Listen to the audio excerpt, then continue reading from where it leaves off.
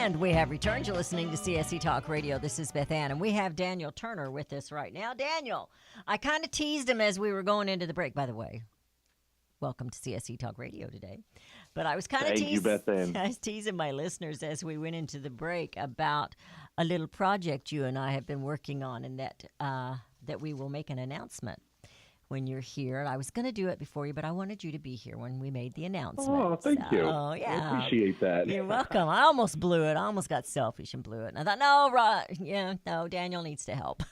So tell him what we've been up to, because we had promised him this a couple of months ago, and we're finally getting there.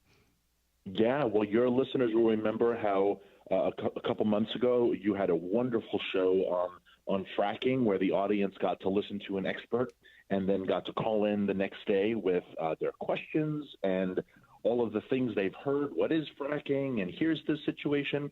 And you had mentioned a while ago that you wanted to do a similar format on all things climate change and all of these issues you always read about in the news. And we found an expert, and we are getting ready to put that show together. Yes, and Daniel helped me get the expert. I told him who I wanted. I had actually seen this man, and he was on, I don't like to talk about other talk show hosts, but he was on Mark Levin. And I was very impressed. And I said, my listeners need to hear this. And so his name is Pat Michaels. And we're going to have him on with us on December the 7th, which is a Friday. So we won't take phone calls that day. It won't be Free for All Friday. It'll be Climate Change Hoax Friday. And now he's from the Cato Institute, and we'll introduce him a little bit better that day. And then on the 10th, which is Monday, he will join us again, and we will open up the phone lines for all your questions. So I'm really excited about this, and I think Daniel is too. Daniel's going to join us, kind of help keep us going on the 7th, and then he's going to give it over to the listeners on the 10th. He trusts me to do that. So he trusts me and Pat to do that. Pat was more than willing, and I was just very excited about that. So thank you, Daniel, for helping me get him, and for your connections. That was really sweet. I'm very happy about it. So thank you. Oh, it's my pleasure. And it's such an important issue because people do read the newspaper, they see things online and on the news, and climate change is something they talk about all the time. And after 30 years of hearing about global warming, eventually you're going to start believing certain things because you've been hearing it for 30 years. And so we do need to clear the air on this issue and have people ask all of their questions about this issue and other type of green issues that are always in the news. Right. And speaking of green issues, the one thing about these are that you say we've listened to it for 30 years. If you don't buy into it hook, line, and sinker, then you don't love the earth. You're just dumb, So then we have, and I've got your little article. I got this article off of your website. But I watched Alexandria. I love her name. I do love her name. Alexandria Ocasio-Cortez, as she does this little protest outside of Nancy Pelosi's doors. And I thought it was hysterical that she did that. But it's scary what they're wanting to do. And I kind of turned that over to you. I don't know. I wasn't sure if that was the rabbit hole you were going to go down today or not. But you and I are so in sync because that's exactly the issue I wanted to talk about. She did join a protest outside Nancy Pelosi's office demanding that next year's Congress take up what they keep using this phrase, and I want your listeners to pay attention and to it when they hear it, but they keep using this phrase, the Green New Deal. And I've been trying to find actual details of this Green New Deal. Your listeners know, and you know, that the New Deal wasn't all it was cracked up to be. It gave us a lot of the welfare state we have right now.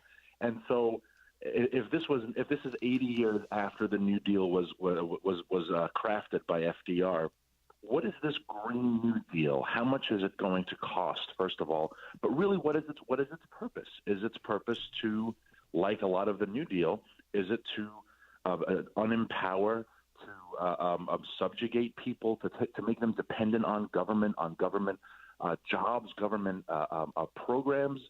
And so when she's out there and her colleagues are out there demanding this Green New Deal, I got to tell you, it makes my skin crawl a little bit. Oh, she was spouting off all kinds of stuff. We're going to be 100%. She's going to do away with everything. She's never going to have another Sharpie pen, is she? She's going to do away with everything. We're just going to go 100% green. Well, look how well that worked out for Europe. And I was going to tell you, I'm fairly certain that if you would call Tom Steyer, he probably has this all mapped out, and he would probably give you a copy of that.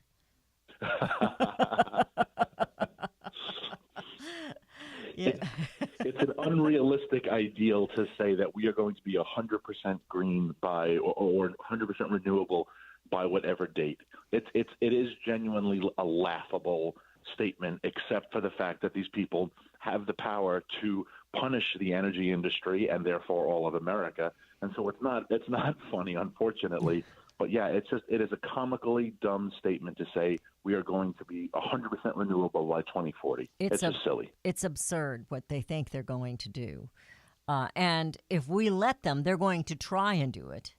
And if we let them do this, it's not going to go well for America. It will not make America great again. Of course, they already told us that's not their ambition. And I always think that they clued in on the wrong part of that phrase with Cuomo. From the very beginning, I said they're quoting the wrong phrase. They're gasping at the wrong one where he says, we never were that great anyway. That's what they are focusing in on. But the real focus of that is when they say, we're not going to make America great.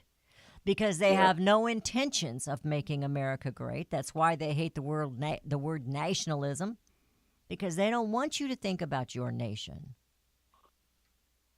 No, and they don't want our nation, and they don't want our energy industry to flourish the way the president wants it. He talks about energy dominance, and we never use that phrase. All during the last couple election cycles, Obama, Bush, Clinton, et cetera, we always talked about energy independence. We don't want to be dependent on other countries for energy.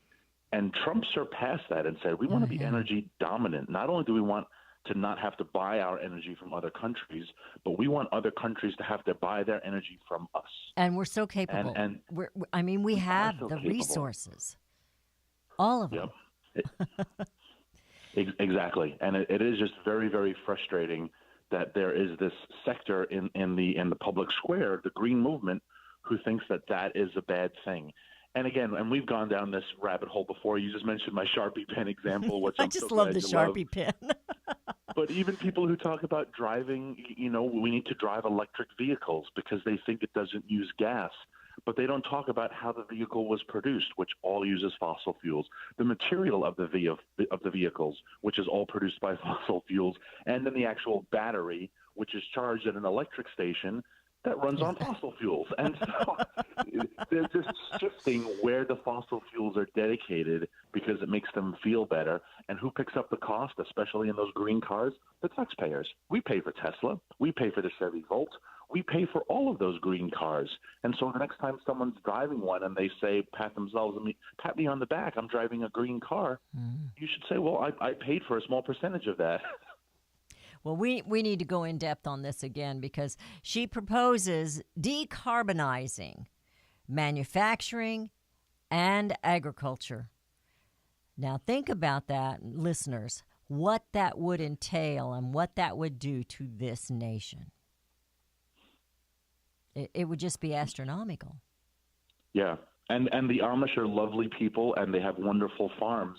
But I do not think that they produced enough food to feed for the entire nation. And when people blast, we need to decarbonize the agricultural community. So is the consequence of that starvation? No. And I love the Amish people, and we have a lot of those that live around here. But maybe we should take somebody like Ocasio-Cortez and Alexandria Ocasio-Cortez and let her live with the Amish for a year. Yeah, and see. Well, she might have to go searching for a Sharpie pen. I don't know. We're going into a break, Daniel. I usually invite you to stay, but I got another person coming on here. We're going to talk about tariffs, and so enjoy. Oh my gosh, yeah. With you this segment. Thank you so much, Daniel. And check your text. I've got a couple of dates out there for you, so we can make up for the one we had to miss last week. So wonderful. All right, thank you. Beth Ann. Appreciate it. Happy Thanksgiving to you. Thank you. Happy Thanksgiving to you. God bless you and your family. Be sure to play that Constitution game. And we will be right back. You're listening to CSC Talk Radio, and Roger Simmermaker will be with us shortly, and we will be right back.